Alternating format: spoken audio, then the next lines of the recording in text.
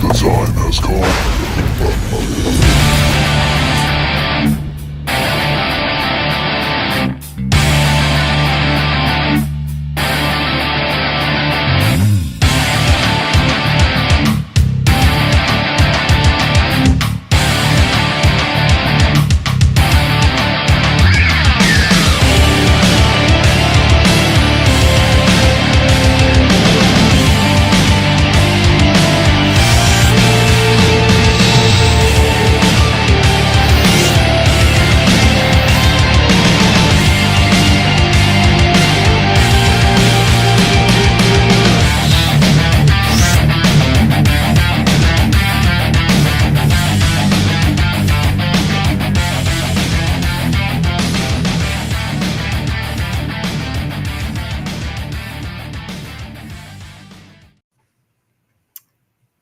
What's up, all you savages, man? The comment section is blowing up already. We're loving it.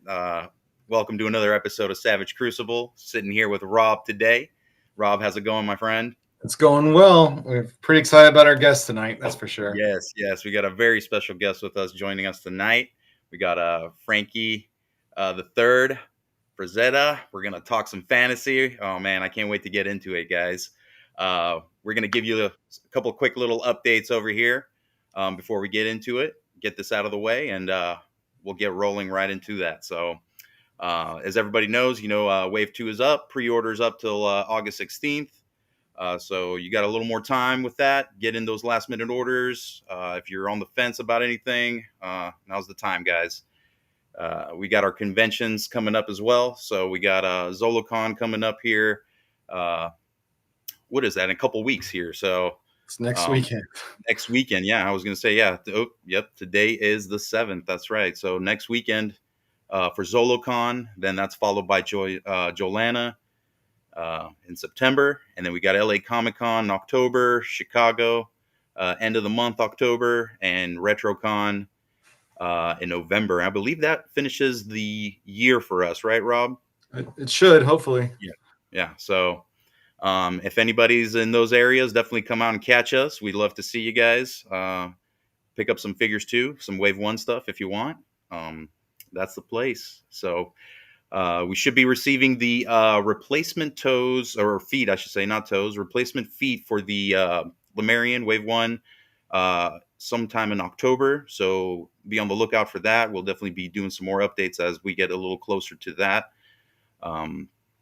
Paint samples, my friends. We have some paint samples from the factory for our next figure drop. So stay tuned. And be sure to like and subscribe if you guys are liking what we do. You like what the content is. It can only help us grow even more. So definitely subscribe if you haven't subscribed, and give us a couple of likes if you can. So Rob, anything you want to fill in with this? No, let's not make Frankie wait any longer. Yeah. Let's get to it. Yes, right. So without any further ado, ladies and gentlemen, Frankie Frazetta, what's up, man? How you doing? Hey guys, how are you? Oh, good. Welcome to the show. Thank you so much for being here with us tonight. What an absolute pleasure. Thank you. No, thanks for having me. Of course, I feel like it's been too long. Yes, right. It was Heroes Con, the last place we saw Frankie at. Which is great because I didn't realize you guys were going until I was going, and then I looked at the vendor lists. It seems like we're just popping up, seeing each other randomly, which is kind of cool. Yes, but you guys go to every convention, I think, in history. So no matter where I go, I'm sure I'll end up seeing you guys. You're bound to run into us. Yeah. We're still trying to get you to come to LA Comic-Con with us. I actually might try to do that one. I've been so swamped with everything going on over here and us growing as much as we have that I just haven't had a minute. And then with the conventions I do, they're kind of on the opposite weekends, the ones you do. So I'm already conned out, which I'm sure you guys know how tiring cons can be sometimes. So it's ugh. And then, just being away from the museum makes it tough to get everything done that I need to get done here. So, but I'm going to see if I can make it out with you guys for that one. Nice. Yeah, definitely some great exposure. We'd love to have you. We got the space, so yeah, you can make it. So a quick plug, if you guys don't know, you should be definitely checking out the Frazetta Museum. They have an amazing assortment of Frazetta themed products. It's where I get my prints from on the wall. They just came out with this awesome barbarian sword. I don't know if you guys have seen the ad for it, but it looks amazing. So definitely check it out. From that, Frankie, why don't you just give a quick introduction for, I can't imagine people don't know who you are and your grandfather, but for those that may not be as familiar. Yeah, so my name is Frankie Frazetta. If you don't already kind of know that name, or if that name doesn't ring a bell, I'm the grandson of fantasy artist Frank Frazetta. He's like known as the godfather of fantasy art. He's the biggest guy when it comes to that type of artwork and that genre of artwork. His career starts from when he was like 16 years old doing comics. He stopped doing comics around the age of 35, but in that span, he did Buck Rogers. He did stuff for Famous Funnies, Tarzan, Thunder, Johnny Comet, Lil Abner, kind of everything. Then did pulp book covers. He did almost every Edgar Rice Burroughs cover, at least a lot of them, the Conans, and everything in between.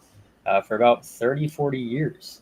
But yeah, so we are the museum. I was going to do this in the museum, except it's literally a prison in there as far as getting service or any kind of internet, thanks to the walls that it was built with. So we had to do it in here last second. But yeah, that kind of sums it up real quick. And as everybody knows, Warrior Ball and Chain was done in a partnership between us and Savage. And it's something I'm super excited for. I'm so ready to see that thing. And guys, if you get the chance, you should definitely go by the Frazetta Museum in Pennsylvania. It's pretty amazing to see the prints in person. Yeah, we have about 40 original oils in there. If you've never seen the oils in person, it is absolutely crazy. I've been seeing them for 32 years now, and they never get old. They're always fun to stare at and find new things about them. Can you tell us a little bit about the museum itself? How it was established, built, kind of the vision for that? Yeah, so my grandparents always knew how lucky they were in a sense that my grandfather became the artist he did. They struggled for a long time with money. He was a starving artist. He struggled to find jobs after he left working as a ghost artist for Lil Abner. And then once he did book covers, he hit his stride and everybody loved his artwork. And they thought the only way to give back to the fans was to allow the fans to view the originals that they loved so much. So they had a couple of galleries. They had one in Florida for not super long. They lived up here, so they'd have to travel down there and such, and just became too difficult. Then they had a gallery they bought a building in our town, which now the bottom floor ended up being my dad's golf shop. The second floor was my uncle's Halloween shop. And then above that was the art museum, or the gallery, they called it. There was like a fire in the building at one point. So they said, okay, enough's enough. We got to take this stuff out. Yeah. And, right. And neither of them could drive. So at a certain point, so they needed to build something near and dear to them. So they literally purpose built a museum on their property next to their house.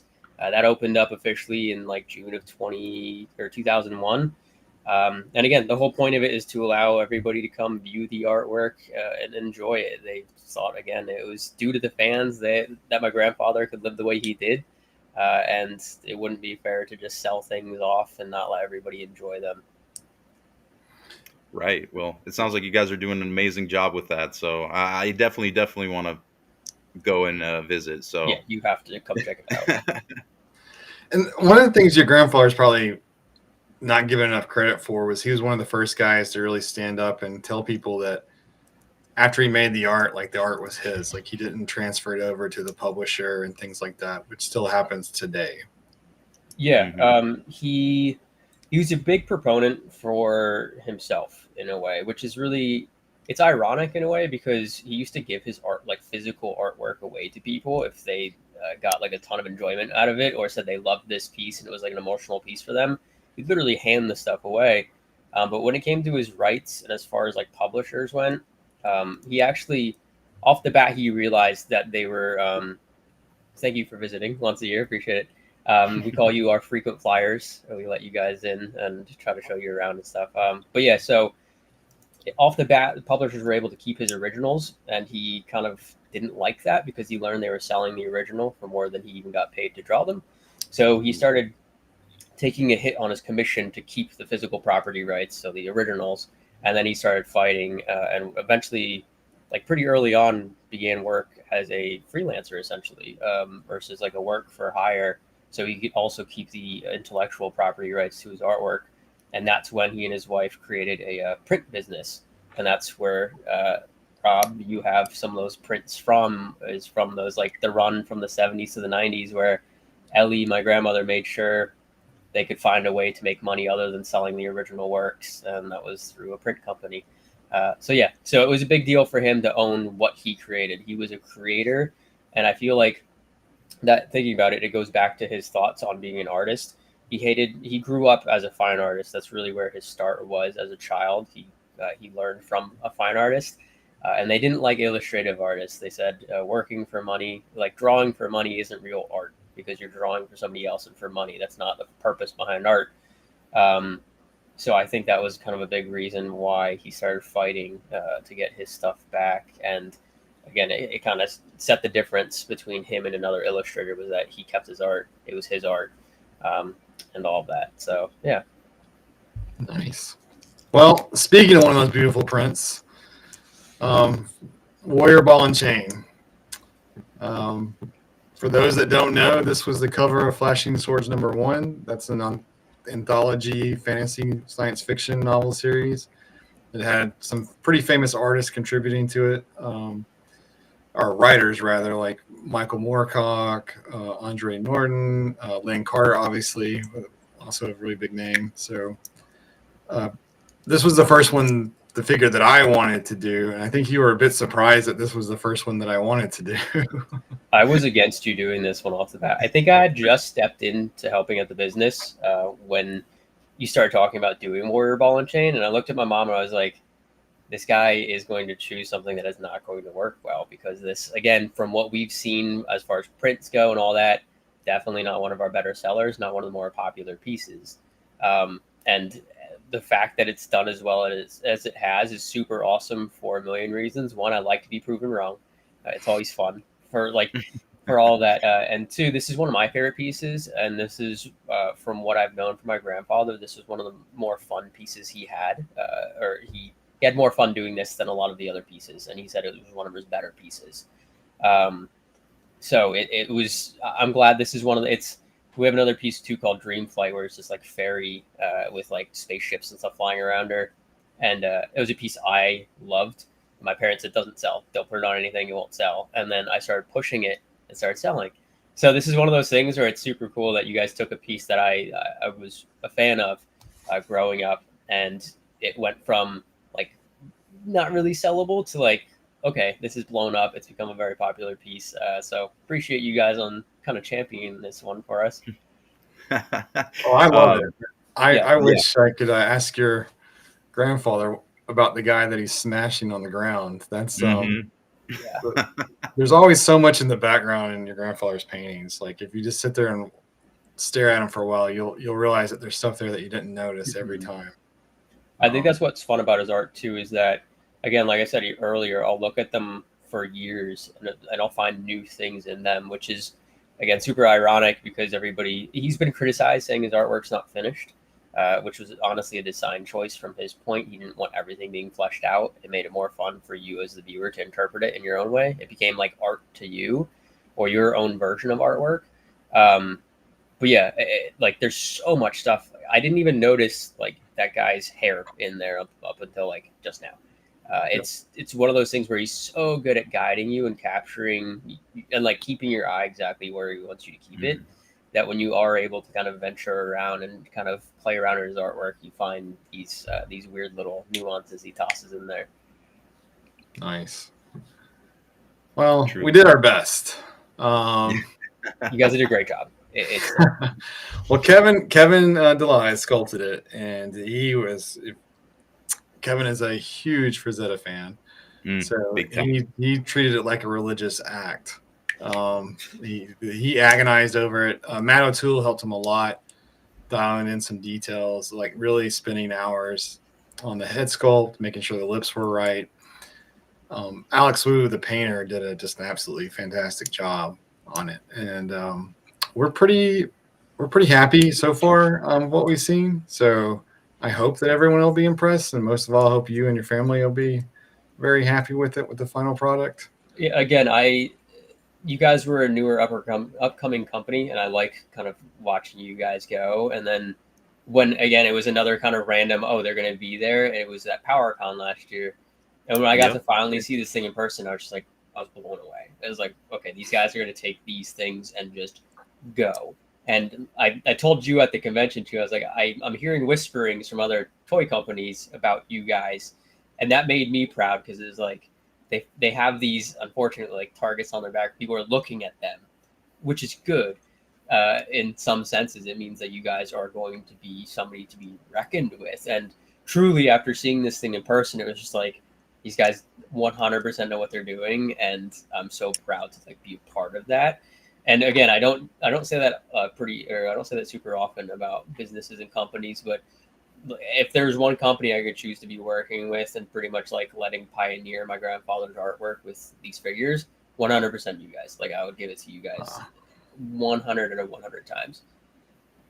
Thank you. I mean, it's probably overstating it, but yeah, we really appreciate it. No, we truly do. We only know like 12% of what we're doing. I don't know about 99%. Yeah. No, genuinely, I'm so grateful for the opportunity to work with you guys. Like honestly, I'm super proud of what you guys came out with. Everything, and you're transparent with your customers, which is awesome. All the reviews I've seen about your stuff, because I keep tabs. I like to kind of see what everybody's saying out in the world, and nobody really has anything bad to say about you guys. Everything's awesome. You're again swinging way above your weight class right now, and which is awesome. And again, you're honoring my grandfather's artwork. Everything you guys want to do is everything. Every little thing is ran by us to make sure it honors his artwork and it like honors his legacy. Which, again, some people will go 20 steps and then reach out, and then we have to go back 50 steps. So with you guys, it's super awesome. And like I told you, Rob, like you're one of the guys that I don't have to watch. I just kind of let you run, and then when you come with me with something, it's like automatically, yeah, that's fine. Like I don't have to worry about you guys at all. I trust you with everything with his artwork, which is again super super grateful for that. Thank you. And I can say too, putting the Frazetta work into like plastic form, I mean, is like it's a dream come true for us as well. So we're we're gonna keep it going for sure. I'm okay with that. So, as everyone knows, we have been packing in cards with our figures, and they're randomized. And Wave 2 will have a Warrior Ball and Chain card with stats that are compatible with D&D 5th edition. So we thought we would share that, spoil it for you guys here.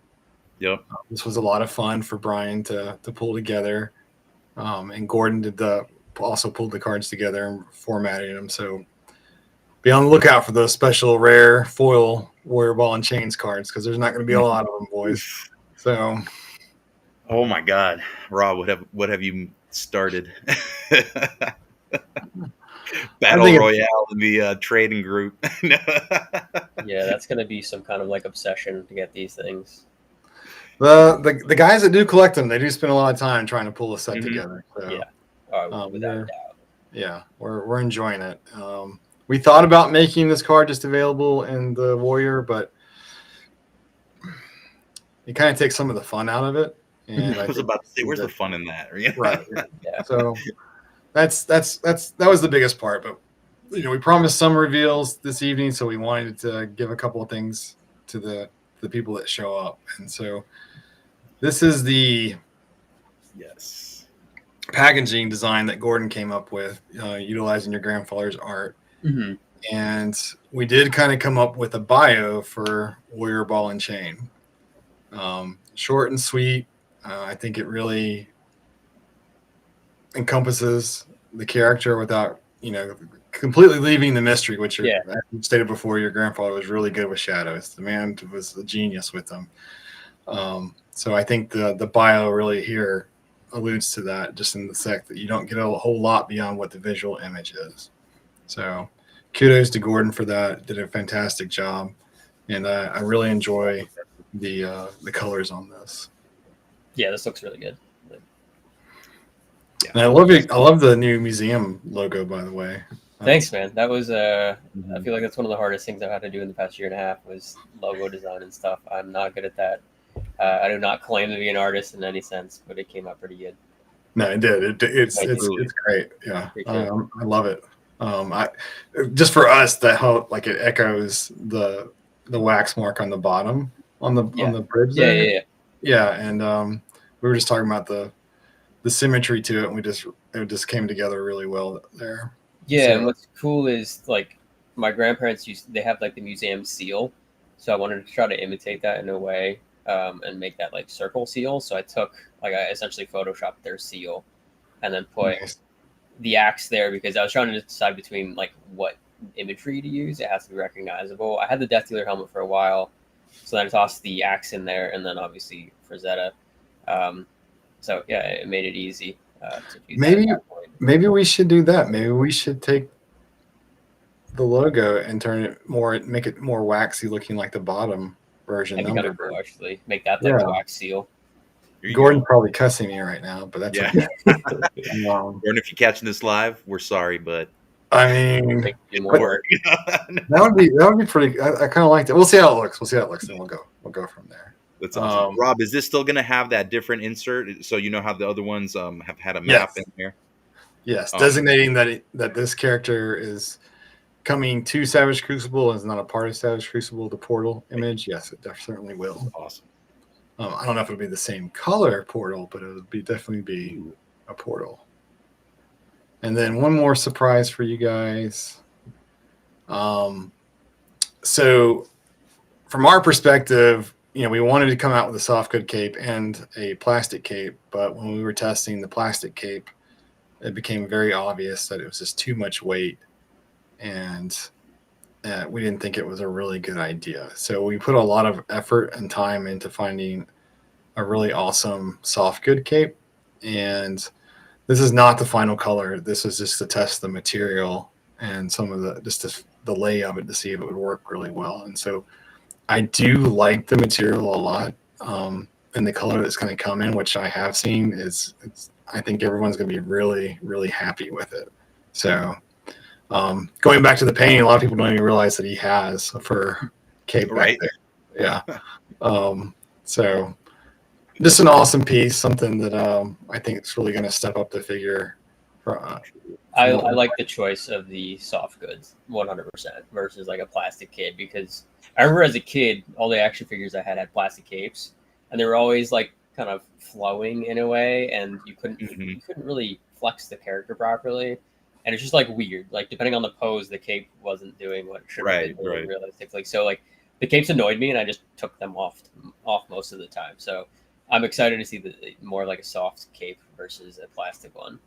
Just be glad you didn't grow up in the early Star Wars era where it was just God. a vinyl cape that just tore. Yeah, I can't imagine. They never last. Yeah, mine was all like DBZ characters and stuff. I still remember my like Gohans and stuff, and it was just like I hated the cape because I don't know if you guys are very like if you know a lot about Dragon Ball Z. But my favorite character was Teen Gohan when he like in the Cell Saga, and he had the Piccolo. I can't think of the Piccolo attire. That's right. Yeah, and I loved that attire, and I liked the cape, but the cape is so wide that it's just like, what the hell? How do I like pose this character? So, Right. Yeah. So that was more my era. It was like DBZ, and then obviously like the Pokemon stuff, but none of them really had capes. Nice. So what I wanted to do, Frankie, was just get you on the spot and I see that. Yeah, and just see which characters you would be willing to let us do over the next couple of years. I mean, technically, you have rights to all of this, and a couple of these are exclusive to the museum, which means that if we give you rights to them, you're the only guys that can do it, because I don't like having 20 of our guys doing those things.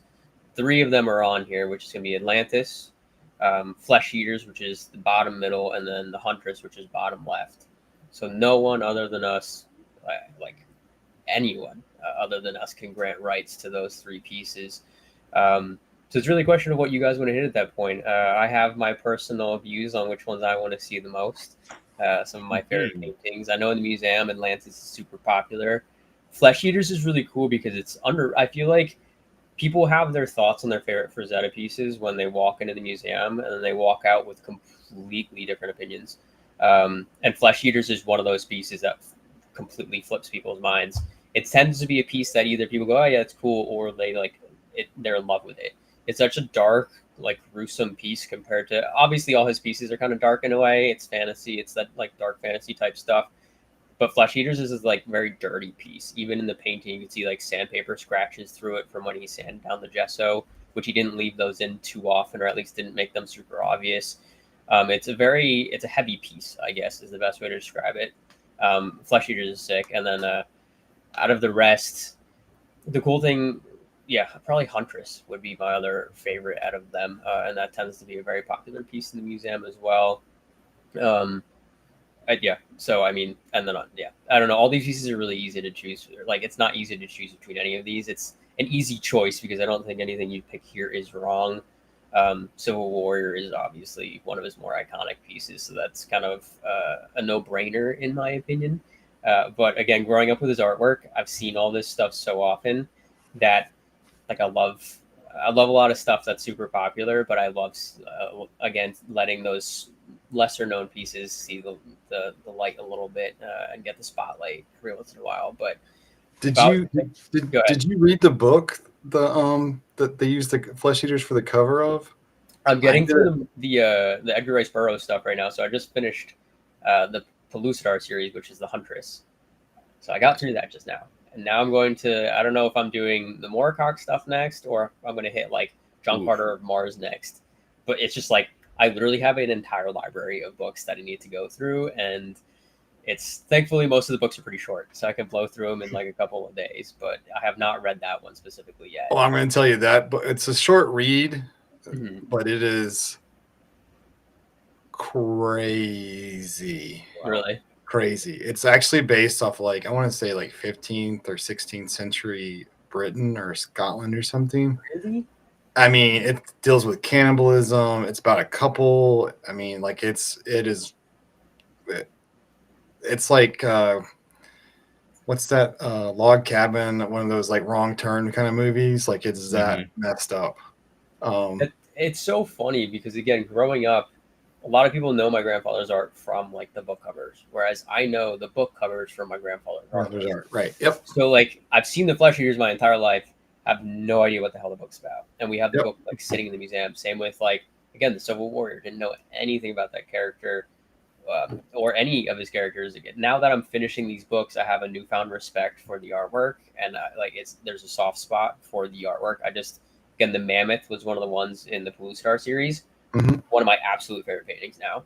After reading the book and knowing, and again, it was funny because my grandfather drew this stuff, and usually it didn't make sense with the book. Like it was kind of just random. Like the mammoth, the book itself was more so focused on like a group of mammoths that like the Pellucidar people were like seeing, and that scene was never really in the books, but he just did it that way. So it was like a mammoth themed painting. But either way, it was always one of my. It was one of the better ones to look at in the museum in my opinion. But now after finishing the book, I'm like, I know that character. I kind of know which mammoth that was because there was an important mammoth in the book, and it's just like you do kind of, for me especially, seeing that opposite perspective on it of I've been seeing this artwork all my life. I didn't know the mammoth was for a book as a kid, or honestly up until like last year, I didn't know it was for a book, and now it's like, oh, okay. So yeah, Flesh Eaters. That sounds. There's so many books people are like, this one's really cool and this one's about that, and it's just like, holy shit, man, how many books do I have to read? Because they all seem actually. There's only a couple that sound eh. The rest seem actually very kind of well done and exciting to read. Now, woman with Scythe. I've seen one where she has a bone mask. That was the preliminary piece. So even Death Dealer's prelim, I think, was like a skull face, and then he blacked him out. Right. Mhm. So yeah, that was the prelim. Why he changed it, no idea. I don't. He didn't really like doing the skull type stuff. He always liked humanizing things to make them more like realistic in a way, even in a fantasy piece. But yeah, so that I mean, I know what you're thinking, and I'm thinking the same thing. So it's up to you. But there is that option. So yeah, but I actually like the prelim better than the piece itself. I think that skull face was super sick, personally. Well, all I can say is your girlfriend won't be happy, but if you come to LA Comic Con, the rest of us will be happy. That makes sense. And we'll leave it at that, right? We'll leave it at that. Because I'm never ending in my requests. I want Beauty and the Beast so bad to be done. That is one of those pieces that is underrated right now, and I think it's like such a gorgeous piece. I feel like, in my opinion, there's another piece called Swamp God, which is owned by my Aunt Heidi, where it's this African woman standing in a swamp, and then not Swamp God, Swamp Demon, and in the background is that huge demon. This is kind of like a second version on it, in my opinion. The design is kind of around the same, except in this piece, it's showing the woman going after the creature itself. Again, like, these are all such good pieces. The Huns top left was supposed to be, the story is it was supposed to be called Son of the Barbarian. It was supposed to be for a later Conan novel that never came out. So there's that one. Devil's Generation, the skull guy up top 5 for me, like easily in my top 5. The fun story about that allegedly is my dad came home from school one day and my grandfather asked what he had learned in art class that day, and he responded splatter painting. So my grandfather had this piece that was pretty much done and asked my dad, he like a 12-year-old kid, to splatter paint on this piece, and that's where that spell comes from. That weird design is literal splatter paint. That's why it's so weird and so flowy. Ghoul Queen, again, I keep saying top 5. I love that piece so much. At the convention we just went to, which is a tattoo convention, one of our best-selling prints was Ghoul Queen. And that was a watercolor, and I'm very fond of his watercolors. As a kid, that's all I saw him really do were watercolors, so they have a special place in my heart, especially. Yeah, so again, can't go wrong with these. Ghoul Queen's one of my favorite women he's ever done personally.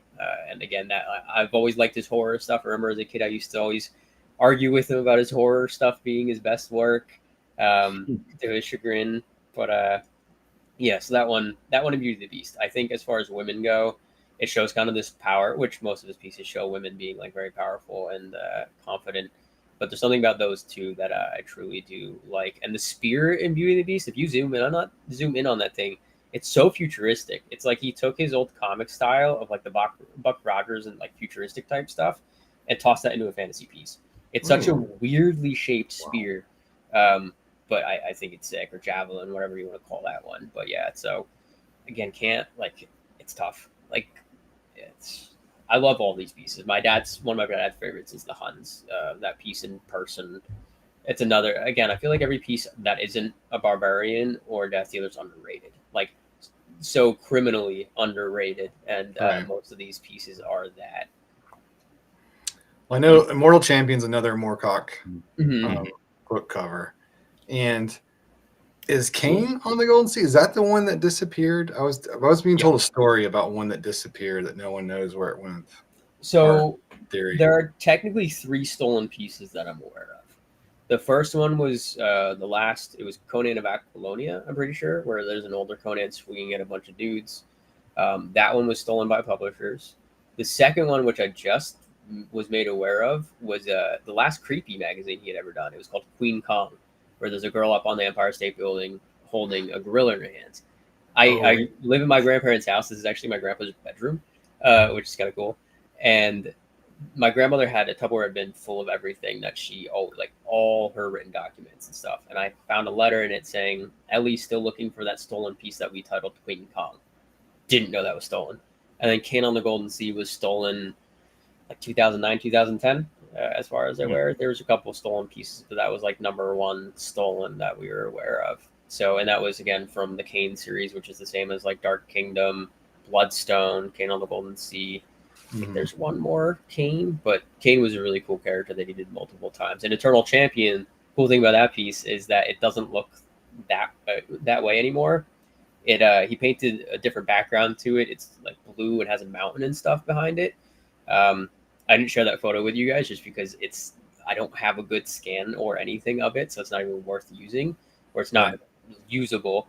But I guess the guy who wanted to purchase the original of it had offered my grandfather 12 grand to change the background, so he did it. Yeah, so my grandfather would change stuff for money all the time. It was actually, or for himself, really. But yeah, again, all these pieces are super cool, and there's crazy stories behind each one. Ghoul Queen, though, that's if you were like, you have to pick one on this entire thing, it'd be between Ghoul Queen and Devil's Generation, or Skull King, we call it, and it would all depend on what the other lineup was. If you needed a woman or a cool skeleton guy. Mm-hmm. Yeah, no, I get it. Well, those spell I'm effects look pretty cool too. Yeah, if you could somehow do that, that would be so sick. If you could Right. do it like translucent or something, like I don't know. Challenge accepted. Yeah. We got some creative guys. We can come up with. Oh no, something. no. If somebody's gonna do it, you guys would be able to do it for sure. That's definitely going to be a Matt special since he does practical effects. Like he probably has a much better. Yeah, he's worked on. Would be cool because you have a lot of cool little ghoul guys that you can do as add-ons or something. Yep. So that'd be cool. No, I love Ghoul Queen. I really do. I mean, I love everything on the screen. Yeah. I had to go look up Beauty and the Beast because that conversation we had the other day, and I was just like, I know I've seen this, and I was like, oh yeah, because this looks a lot like, is it Cave Demon, where there's the monster looks a lot like the cave demon that's jumping out of the cave on top of that knight on the mountain. It was jumping out where like the guy's got the shield up. Yes. Yeah, and the sword pointed. Yeah. They look very similar. So I was just thinking about from like a tooling perspective. Can I use that twice on two different paintings? Like just add wings on one. Yeah. You just need to get a different head. Yep. Essentially. Yeah. Really so that's where my mind was working on that one. So, and then my last page. Again, it's just like, where do you go? Right. Like, and it's so funny because whenever we do talk frequently about things, and I'm just like, yeah, do whatever you want. Like, this is cool, that's cool. And it's when you actually sit down and look at the artwork, it's just like, man, it's not even which one is the best, it's which one fits the best at the moment, because they're all cool. They will all do super well. Apparition is just cool as hell because that one, if we're talking about tooling and logistics, that one you already kind of have warrior ball and chain to fit along with that, so that's easy tooling wise. Princess of the Panther, female, it's just a pretty girl that works pretty well, and maybe cat that can go along with that, if you can ever do something like that. The barbarian at the bottom, that was like the replacement piece that was never published for the piece that was stolen by the publishers from my grandfather, so that one's just sick. It's just like Frazetta Barbarian in its own sense. And then you guys haven't done like a fully clad knight yet. So Torn is cool. You have Defender, which some people say was like kind of another version of Death Dealer in a way. And then Jaguar God's obviously Jaguar God. Like super sick character, very like Bakshi-esque in a way. It's very much like my grandfather's real IP in a way of like Dark Wolf. And that particular Jaguar God, that's based off of what was it? Wraith? Was it? No, it wasn't Wraith. It was the Tarzan. Oh, that's John Gore.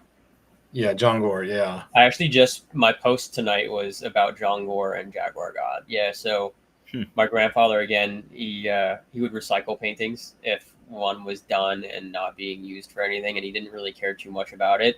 So somebody else wanted to get a piece. He said, okay, I'm just going to reuse John Gore, just paint a couple things differently, which in my opinion, it was painted a lot of things differently. He completely did like a repaint on this one, but yeah, turned it into then Jaguar God, which super cool character, super cool kind of thing going on there. But personally, yeah, I mean, this is another one of those things where you can't really go wrong with them. I think the other page for me has, like, the entire page itself was a little bit stronger than this one. Mm-hmm. This one has the really heavy headers, I think, between, like, Barbarian with the Axe and Jaguar God, whereas the other page are just, like, gold pieces, like, across the board. Princess of the Panther, again, it's cool. Like, woman, cat, apparition, warrior ball and chain-esque. Outlaw of Torn is just sick because it's a knight. So it really, again, it depends on what else you're releasing around that time, and if these can fit in that kind of bundle or the genre of what's coming out. Which Yeah. one do you guys, if you had to pick two from both pages, which ones would you guys like to do? Still? Oh man, let's see. From the previous page. Well, I probably would Start with hop this on the one. We'll first work our way back. It's fine. because I really like Atlantis. You know, Mhm. you can call me a little biased, so I would love to see Atlantis. Uh, and I mean, the Flesh Eaters. You know, there's that holds a very special place in the hearts of the Savage Crucible. So you know, I love the Flesh Eaters too.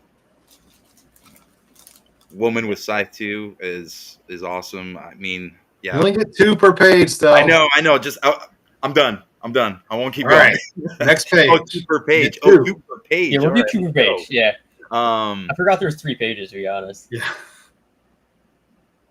Let's see. Probably go with the Vikings for this one. And you know, after you talking about, you know, Beauty and the Beast there, I think that one is, you know, that one's really captivating for what's going on around that. You know, the setting of it is really, you know, they're just like, you know, you think that they're just like in some random lake or something, but it's so cool to see the background and how that's kind of laid out. So, Yeah. um, I'll go with that one. Those two for me. Okay. Uh, Jaguar God for sure. And what do we say? I always forget what that one is called. The Knight with the red. Torn. Outlaw. Defender. Torn. Yeah, Outlaw Torn. Yeah. The other one's called Defender. Yeah. That one. Those two. Fair enough. Okay. All right. I feel Barbarian with Axe is easy. I mean, so me and Frankie have talked a lot about this. And yeah, fuck it. I don't have to choose. We're gonna do all of them. Yeah, right. You are the boss. Yeah. It's like that scene from Wolf of Wall Street. He's like, I'm not fucking choosing. I'm not. It's not. He's like, The hardest part is choosing what comes next. That's really hard. But we're doing every single one of these. And we're doing every single one of these. And we're doing every single one of these. So And guess what? That's a drop in the bucket of what exactly. That's so. you guys have no that's the great I'm getting access to like the folders and being able to like just go back through the paintings, and that's just the paintings, right? That's not even all of them. And then like when you send me the sketch drawings and things like that, like it's just it's just so amazing how much artwork there is out there that we just have access to through you guys, and it's very impressive. So we are very excited, and we have been sculpting, as Frankie knows, several Frazetta figures this past year. So 2025 is going to be a hell of a year for Frazetta and Savage Crucible. So we did promise one tease, so we'll do that now. And we're going to let Mothman is awesome, but we're going to let the audience ask a couple of questions. yes. Or if anybody's asked any questions, because I've been too involved in the conversation at this point. So, Is this what you sent me the other day? yes, it is. Okay. I was like, because this is actually like a tough tease to figure out. This is a tease. This is like, Yeah, this is a I don't know how I'd consider this a tease. Yep. I don't. People will guess one or the other, but I don't think they'll get it. So this is a moose bouge right here. Yep. Yeah. But Frankie, you know me. My entire office is nothing but a tease. If anyone's been paying attention, but they probably can't see it because we've been small. So that's what I wanted to do today. I told you where I wanted. I literally said yeah, exactly where I was sitting. I know. Or where I had planned to awesome. sit in the museum, and of course, no internet in there. Even though we try to be a little secretive about it, but we try to drop hints here and there as much as we can. So, Stell, will you take this down for us? Yes, so of course. Bigger. Or all of us? I think there should be like a bigger, On here. Yeah, so I don't know. Like that's like I said, that's the hardest part is figuring out how we're gonna release them. And as Frankie, I've talked to him about, like, our biggest thing right now is we have to get the pre-order up for Wave 3 to make sure our Kickstarter backers are taken care of. Otherwise, we would have already dropped Right. 2 more Frazetta figures. But just hold tight, guys. It's coming. We're still working on it. The great thing is that we're already moving forward with sculpting and tooling, and so that just means people are going to get them quicker than before. So that's really excited about that. I think I don't know. I'm really happy with things are going much better for the museum. I don't want to say much better, but they're just going in a very positive direction. I love that your grandfather's getting so much credit right now in fantasy between all the different companies. I mean, there's like how many different Conans coming out? Right. So, which your grandfather, even though it's Howard's work, Frazetta is really what put that on the map. Yeah, Right? no, truly. They kind of, it was this crazy symbiotic thing that Conan helped put him on the map, and he helped put them on the map, and then his career, his version of Conan, the way he looks, that's what everybody takes nowadays. Like, that is what Conan looks like, and he's the one that really put that into stone. Howard put it on paper, and Frank put it on flesh, basically. Like. Yeah. And what's crazy is he never read those books, never kind of perused them. Even it was just his friends writing down page numbers of what character descriptions or where the character descriptions were or battle scenes, and he just scrubbed over those and did what he needed to do. So yeah, but again, Conan is one of those absolute monster of a characters that he has done, and he's very well recognized for that. But yeah, it's cool to see him getting the recognition he finally deserves, and it's unfortunate that most people have to pass away before that really happens. Which, thankfully, in his lifetime, he was very recognized as an artist. It's cool to see him getting bigger and bigger, even after he's passed now. And again, with the museum, we're breaking our record traffic numbers. I think sometime one weekend last month, we were breaking our record every other day. It was nuts. It was awesome, absolutely insane. And like, my parents could hire me last year, which was also awesome. My sister works there, so we can finally afford to have family or work there, and then buy new artwork back. That's what we do with the proceeds that we have left over from the year of keeping the place open. Anything we have left over, we buy original work with, and that's like, it's a goal for me now to buy everything, because it's like my own. It's like a collection of my grandfather, like the guy that I was one of my best friends growing up, the guy that was my neighbor for 18 years. So it's like, I feel like it all belongs back in there. So we're doing our best, thanks to dudes like you, like great licensees and fans that help us out. We can finally start doing that and kind of regrowing his museum and putting it back to where it should be. Oh, nice. Frankie, is there a specific piece that you remember your grandfather working on while you were kind of growing up? Something that, comes to mind or anything? Yeah, there's a lot of them. So at that point, I was born in 92, so he's still a righty, and then like the late 90s, he suffered that series of strokes that he became then a lefty. So most of my time, if he was drawing or he was painting and I walked into the studio, he'd always stop and say, I have something better to do. And he'd watch me play like Battletoads or Stinger or Chippendales Rescue Rangers or whatever it was. That was more important to him than painting. But on the times I got to actually watch him paint, there was a couple of pieces. One was a National Lampoon piece where he kept whiting the girl's body and face out over and over and over, and it's still actually whited out to this day. I remember every day I walked to the studio, it was whited out again. I'm like, Grandpa, what the hell's going on? He's like, yeah, it wasn't right last time. It got to the point where we saw him whiting out stuff so often that we just stopped asking him. And it was just like, okay, whatever, let him do this thing. Another piece was the Reign of Wizardry, which is my all-time favorite Frazetta piece. And that one, it was a very graphic piece, it was very Renaissance-esque, and my grandmother hated what it represented, so he tried to censor it for her.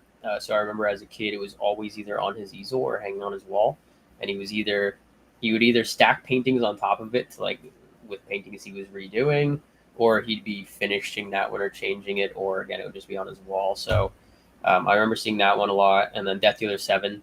He was painting that. There was 3 lefties I remember seeing him paint a lot. There was a Gorillas piece, Death Dealer 7, and then a smaller piece he had done.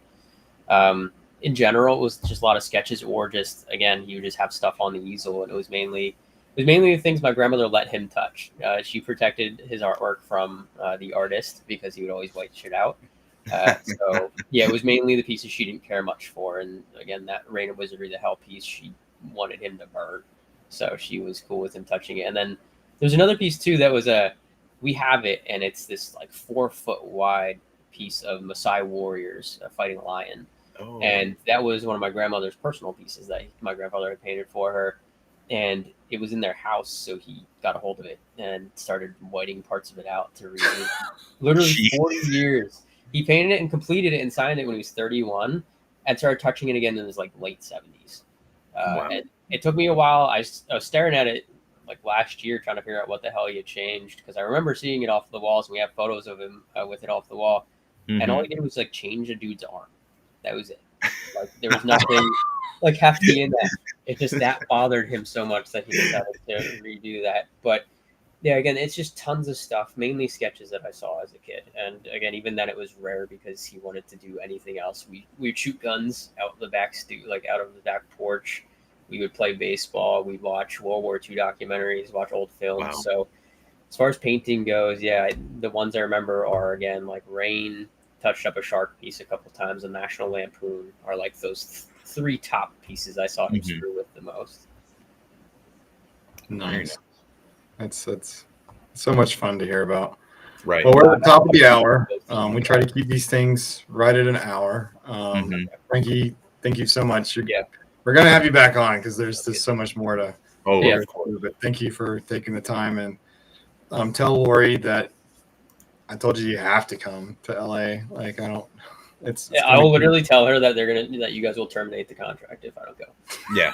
And then I'll go.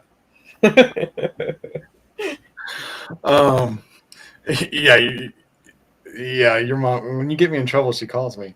Yeah. I protect you guys from her. She doesn't know anything you're talking about. Rob, what are you thinking? I wasn't. What do you want from me? Yeah. Thanks so much for having me on, guys. Like it's been fun. I really do appreciate it. I will join you. This was a great time getting to learn about you and your grandfather. Thank you so much for taking the time to be here with us, and everybody again in the comments. Thank you everybody that tuned in and commented. Stay tuned, guys. Stay tuned. We got some cool stuff coming, like we were talking about in the episode. So it only gets better from here.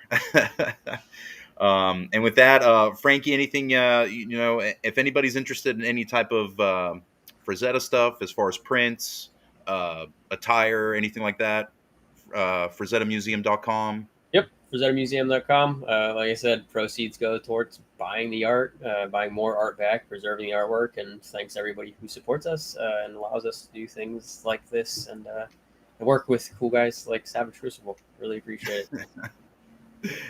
Likewise. So, and with that, guys, thank everybody for tuning in tonight. Catch us on the next one. Pre-order ends on the 16th. Don't miss out, and have a savage night.